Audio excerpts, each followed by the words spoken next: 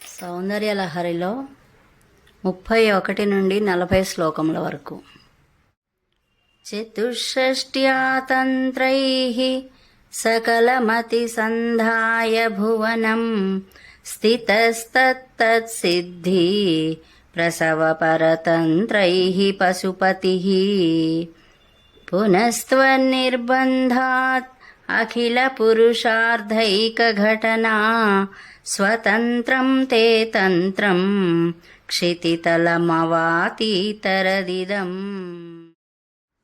శివశక్తిః కామః క్షితిరధరవిస్సీతకిరణః స్మరోహం సశక్రః తదను చ పరామారహరయః అమీహృల్లేఖాభిः స్తిసృభిరవసానేషు ఘటితాః భజంతే వర్ణాస్తే తవ జనని నామావయవతాం.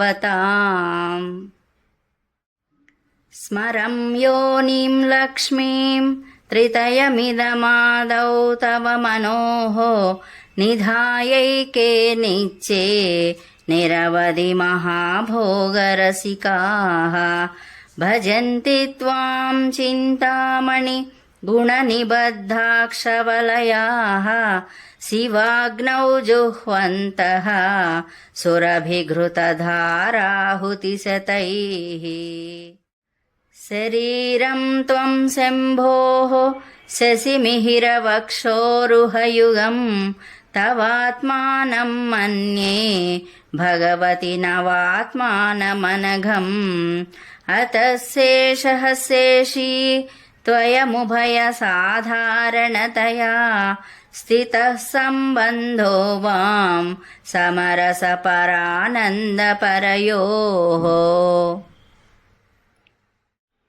మనస్త్వం వ్యోమత్వం మరుదసి మరుత్సారధిరసి త్వమాపస్త్వం భూమిం త్వయి పరిణతాయాం నహి పరం త్వమేవ స్వాత్మానం పరిణమయితుం విశ్వవపుషా చిదానందాకారం శివయువతి భావేన బిభృషే. తవాజ్ఞాచక్రస్థం తపనశశికోటిద్యుతిధరం పరం శంభుం వందే పరిమిళితపార్శ్వం పరచితా యమారాధ్యన్ భక్త్యా రవిశశిశుచీనామవిషయే నిరాలోకే లోకే నివసతి భాలోకభువనే.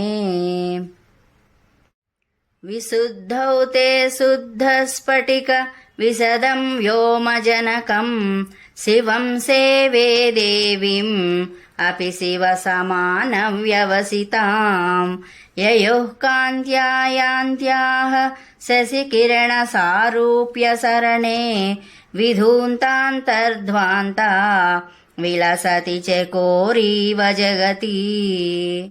సమున్మీలత్ సంవిత్ కమలమకరందైకరసికం భజేహం సద్వంద్వం కిమపి మహతాం మానసచరం యదాలాపాత్ అష్టాదశ గుణిత విద్యా పరిణతిః యదా దత్తే దోషా గుణమఖిలమద్వ్యహపయ ఇవ.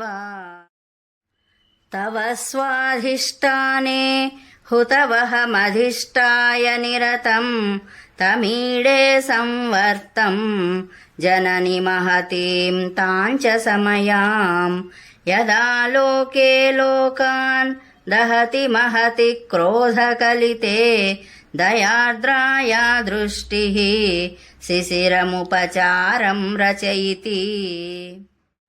తటిత్వంతం శక్త్యా తిమిరపరిపంధి స్ఫురణయా స్ఫురన్నానారత్నాభరణ పరిణదేంద్రధనుషం తవ శ్యామం మేఘం కమపి మణిపూరైకశరణం నిషేవే వర్షంతం హరమిహిరతప్తం త్రిభువనం.